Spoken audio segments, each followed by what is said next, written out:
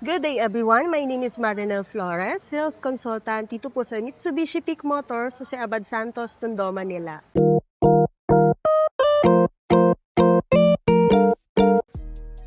Handa ka na bang maranasan ang tibay, porma at galing ng bagong Mitsubishi X-Force? Ang sasakyang ito ay ginawa para kayanin ng kahit anong kalsada mula sa city driving hanggang sa adventure sa labas ng syudad. Sa lakas, tibay at advance ng features nito, siguradong sasabay ito sa bawat biyahe mo.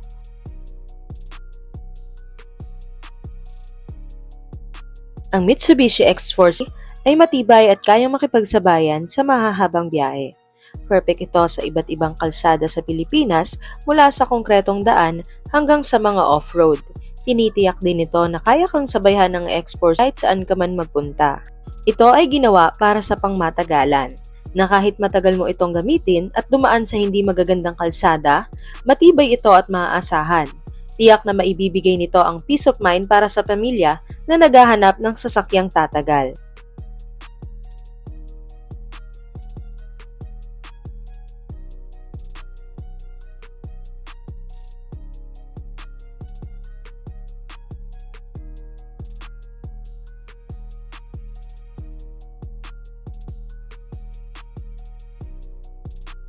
At isa pa sa kinagandahan dito sa X40 ay meron na siyang wet mode.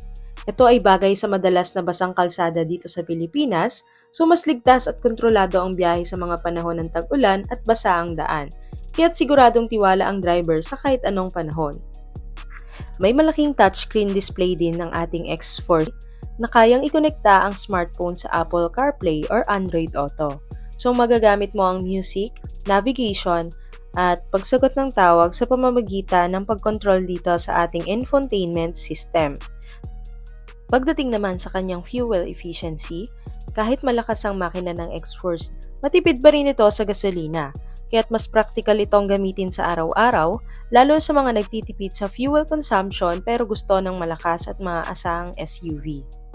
Alam nyo ba na ang kinagandahan dito sa ating X-Force ay meron siyang all-wheel drive or AWD? Para sa mga mahilig sa adventure, ang AWD system nito ay tumutulong sa mas magandang kontrol sa iba't ibang uri ng kalsada, kabilang na ang maputik o mabatong daan. Naka-dual zone climate control ang ating X-Force. Ang dual zone climate control ay nagbibigay daan sa driver at front passenger na i-adjust ang kanilang temperature preferences kaya't komportable ang lahat kahit may iba't ibang gusto. Pagdating naman sa comfortable and spacious rear seat, meron po ang ating X-Force. So, i-design ito sa likurang bahagi para sa ikagiginhawa ng ating mga pasahero na may sapat na legroom at reclining seats para sa mga komportabling biyahe lalo na sa mahahabang trip. Alam niyo ba na bagay talaga ito ang ating X-Force lalo na sa mga traveler dahil ang kanyang center console box ay naka-air cooler, so kasya dito ang 4 hanggang 6 na bottle at palalamigin niya na ito. So, tamang-tama din ito na pwedeng lagyan din ito ng mga pagkain na pwedeng palamigin. When it comes to the LED headlights and taillights, ang X-Force GLS ay may stylish na LED headlights at taillights para sa mas maliwanag na visibility sa gabi.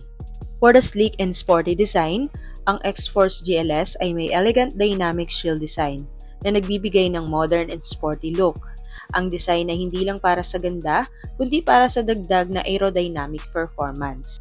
Alam niyo ba na ang X-Force GLS ay may mas powerful na makina dahil ito ay nagbibigay ng mahusay na acceleration at performance sa kalsada kaya't magaan at masaya ang pagmamaneho. So meron itong 1.5 liter Mavec 4 inline, double overhead cam, 16-valve gasoline Euro 4. Ang kanyang max power is 104.5 horsepower at 6,000 RPM. Ang kanyang max torque is 141 Nm at 4,000 RPM. Ang kanyang fuel tank capacity is 42 liters. At isa sa pinakanagustuhan ko dito sa X-Force ang kanyang Yamaha Premium sounds na kayang magbigay ng napakalakas na sound na para kang nakikinig ng concert. So ngayong November ay nakapromo po tayo ngayon dito sa X-Force GLS.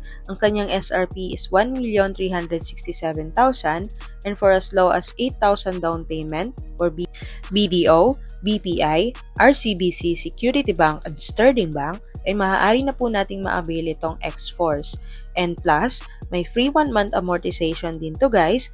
So ano pang hinihintay nyo? Pwede nyo po akong i-message sa aking Viber at WhatsApp at pwede nyo rin po akong bisitahin dito sa aming branch. Dito lang po sa Jose Abad Santos, Tondo, Manila.